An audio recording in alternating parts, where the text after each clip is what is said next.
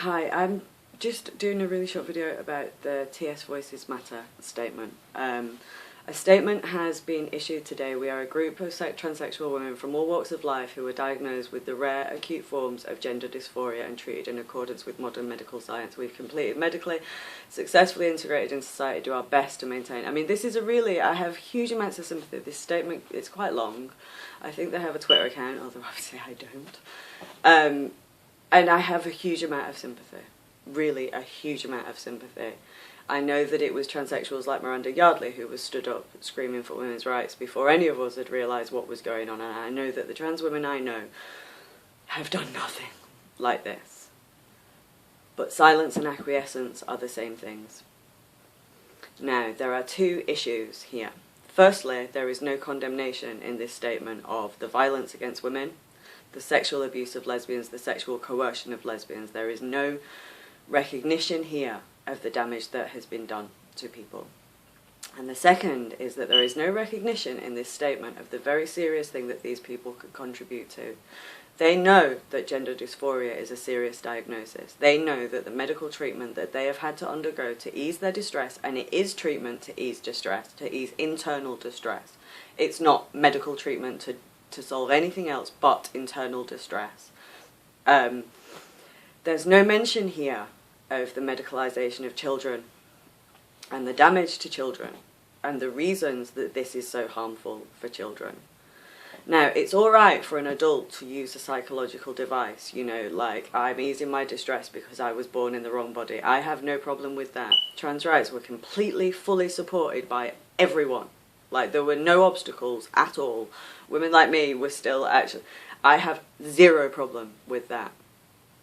But what we have seen is a demand that that psychological device not only be imposed on people by law, so that I am required to change my perception, but that we literally undo frameworks that have evolved over years and years and years dealing with contested medical treatment for children.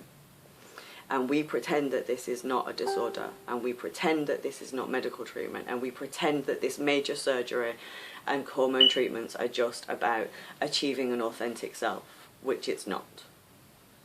We have seen adult activists demanding that the psychological device they use to manage gender dysphoria be imposed on children, and that natural childhood and adolescence be pathologized, medicalized, at a cost of very deep harm to children,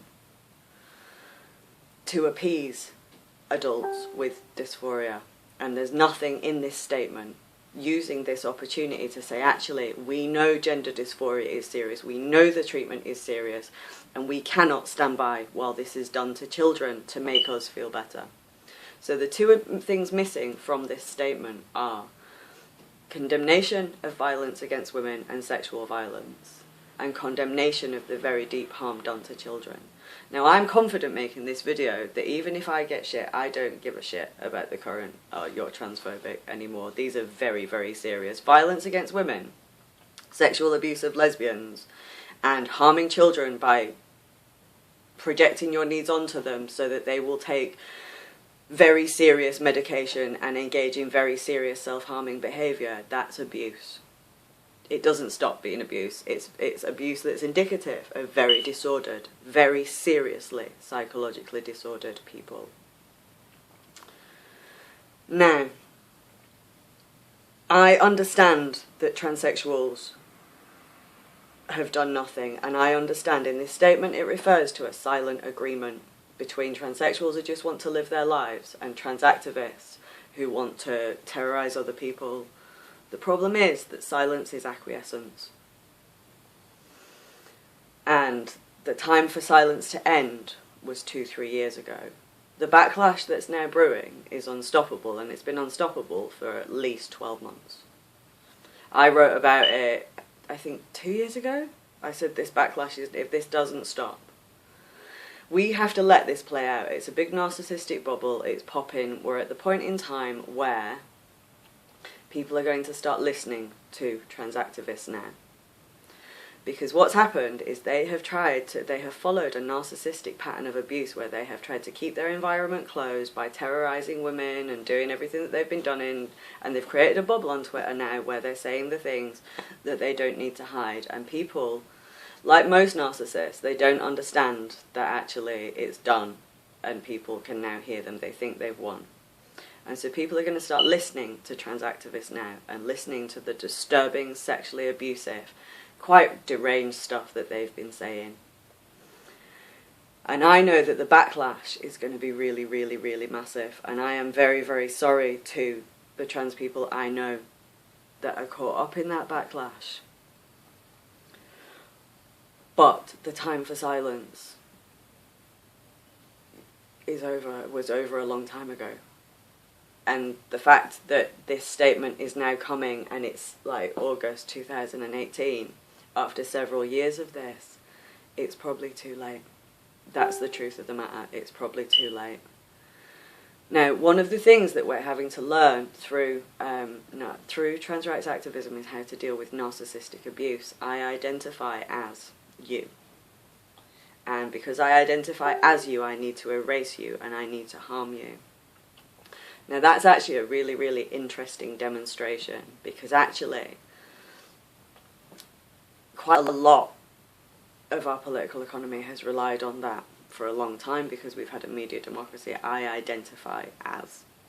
And I project that identity through media, and then I attack anybody who challenges it. And what's going to happen through trans activism is people's understanding of power dynamics is reconstructing. People are realising that because they wanted to be inclusive, because they wanted to be kind, because they wanted people not to have harm come to them for who they are, that they've opened the door to something that has directly harmed lots and lots of people. And once this saga has finished playing out, and we're in the later stages of it, that can't be undone. People will understand that.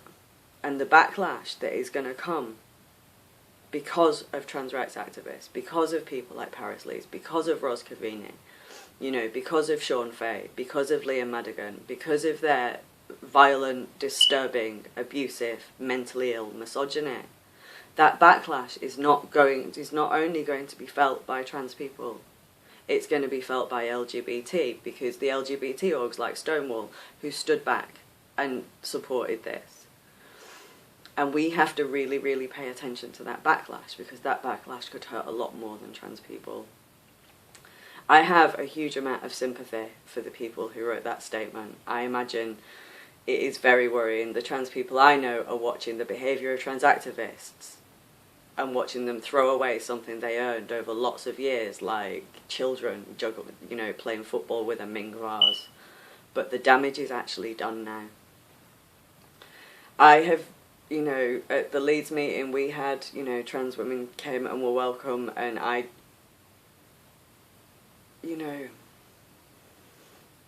don't wish harm to people, but what has been forced, women were backed into a corner and have been forced to say, actually, we are women.